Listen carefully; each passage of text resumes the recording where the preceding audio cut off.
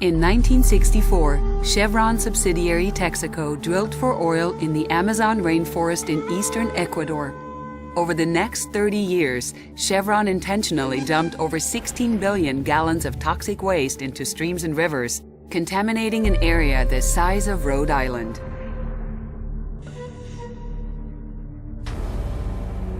Even Chevron's own representative confirmed the company's misconduct in Ecuador.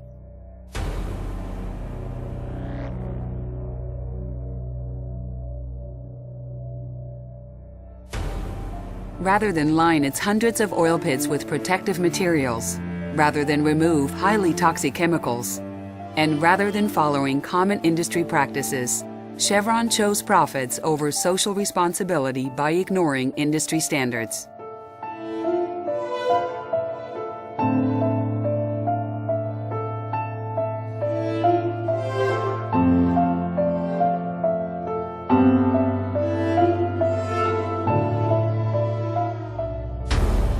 As a result, the land indigenous communities had lived on for centuries was poisoned, their cultures devastated beyond repair, and the health of the population seriously jeopardized.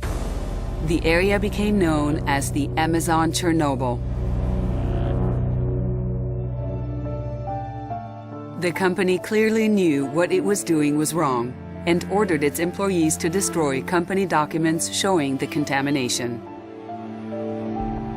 Almost 20 years ago, 47 individuals representing over 30,000 victims stood up against all odds and drew the line against Chevron's misconduct. These 47 individuals filed suit in the United States, asking nothing more than to be compensated for the wrongs committed against them. Chevron had the opportunity to litigate this matter in the United States, but fought to move the case to Ecuador. Texaco's position is quite clear. This matter belongs in Ecuador.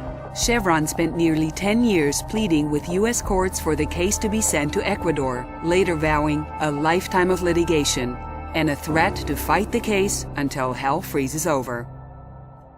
U.S. courts were highly suspicious of Chevron's motivations, and they drew the line against Chevron, requiring that it agree to be sued in Ecuador and promise to pay any judgment against it. Chevron repeatedly promised in writing that it would abide by any Ecuadorian court ruling.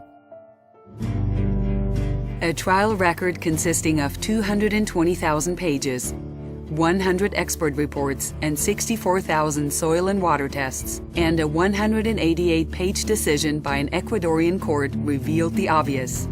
3 decades of deliberately dumping toxic waste directly into rainforest rivers and streams caused catastrophic damage to the environment and to the people that live there.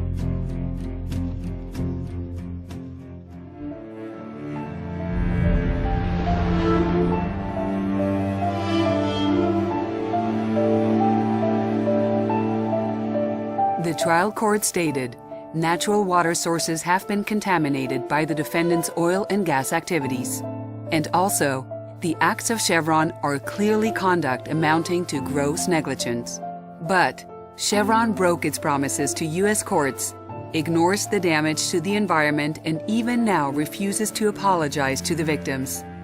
To this day, Chevron is doing everything possible to avoid paying for the damage it caused, shamelessly calling the advocates, the judges, the courts, and the victims, indeed anybody who tries to hold the company accountable for its misconduct, liars.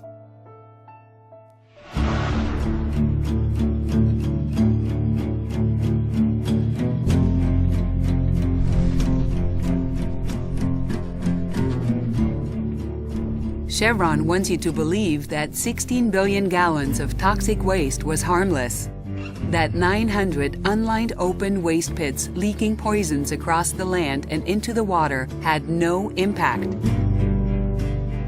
But undisputed, overwhelming scientific evidence, including Chevron's own, shows levels of toxicity in the soil throughout the area are 20 times higher than any safe standard, and sometimes more than 900 times the Ecuadorian standard.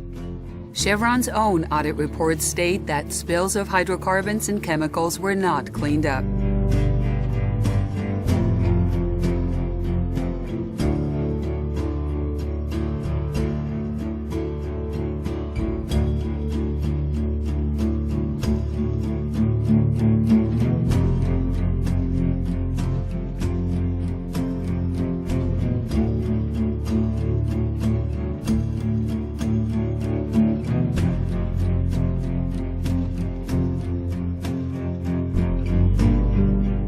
During an interview with 60 Minutes, Chevron representative Sylvia Garrigo claims that the current contamination level in the affected areas is non-toxic and the oil natural in occurrence.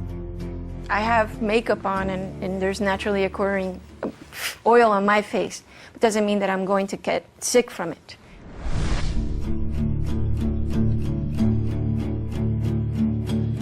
Chevron wants you to believe that even if its 16 billion gallons of toxic waste did cause harm, that it is somehow not liable to the victims. It wants you to believe that it could agree with a state oil company to make its liability to the individual victims, who were never a party to that agreement, somehow go away.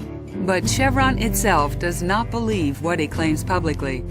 One of its own experts stated under oath that Chevron was never and could never be released from liability to the people it had directly harmed.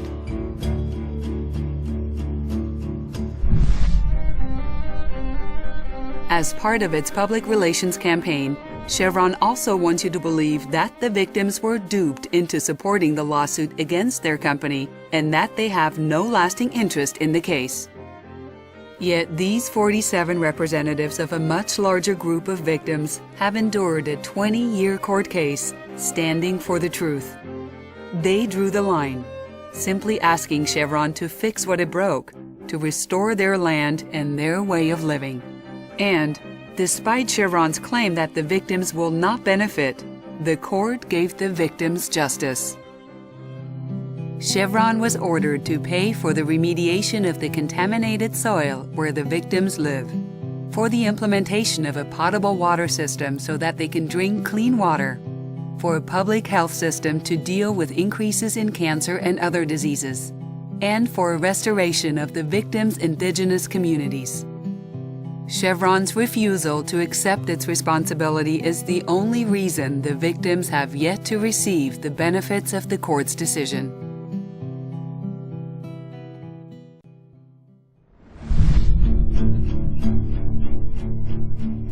Chevron management wants you to believe that Chevron is the victim of a vast conspiracy that somehow includes every person they harmed or that opposes them, every lawyer, every expert, every judge, every court, and every government official in Ecuador. Chevron's allegations have been heard and they have been rejected, repeatedly.